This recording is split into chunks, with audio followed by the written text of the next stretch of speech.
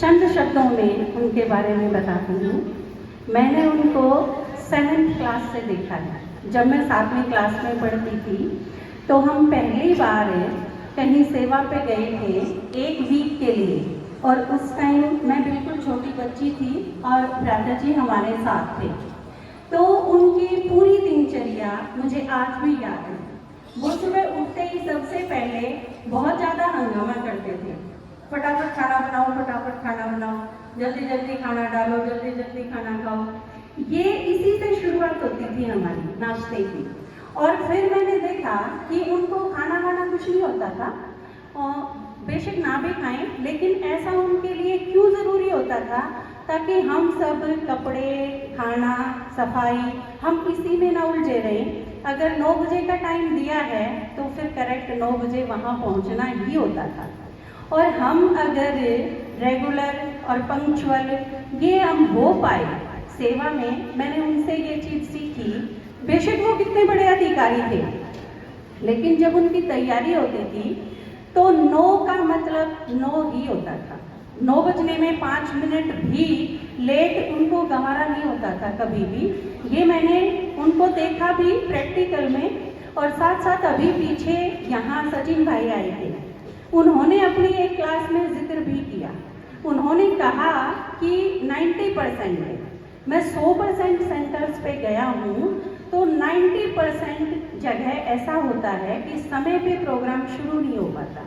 और ये आप मानोगे, बेशक कैथल हो या आसपास का कोई भी अपना सेवा केंद्र, पेवा है, कैथल है, पोंडरी है, कोई भी हो आपस में, तो ये सबकी सब जगह अगर आपने देखा होगा तो पंक्चुअलिटी एक विशेष गुण है।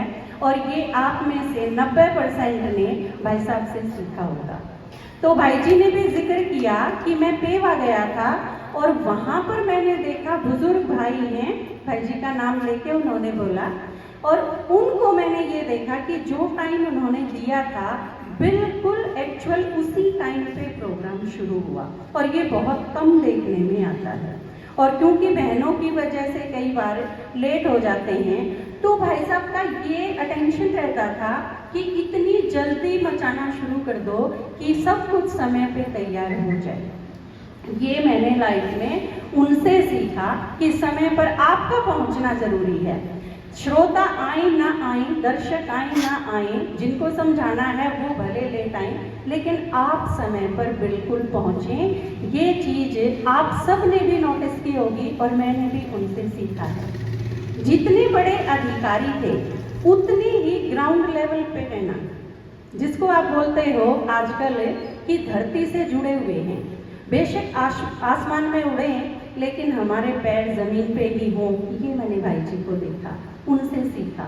उनका पूरा जीवन चरित्र, उनकी सारी बायोग्राफी एक सीखने के लिए प्रेरणा स्रोत है। मैं दूर रहती हूँ लेकिन आप नज़दीक हो, और आप में से जिसके लिए भी संभव हो आप उनके नज़दीक बैठ के हो सके तो उनकी क्लासेस हम सुन सकते हैं और रिकॉर्ड भी कर सकते हैं। उनके जीवन का लगभग हर दिन सेवा के इतने सारे अनुभव, और पुरानी दुनिया के भी, क्योंकि सर्विस की है उन्होंने, तो उससे रिलेटेड भी इतने सारे अनुभव का खजाना है वो।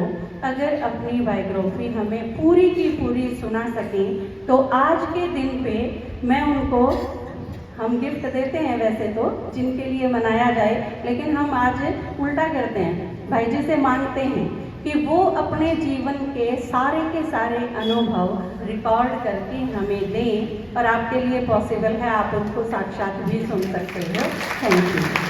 और आज के दिन मेरी यही कामना है, मेरी यही शुभ भावना है, तुम्हें और क्या दूं मैं इसके सिवा, तुमको हमारी उम्र लग जाए, तुमको हमारी उम्र लग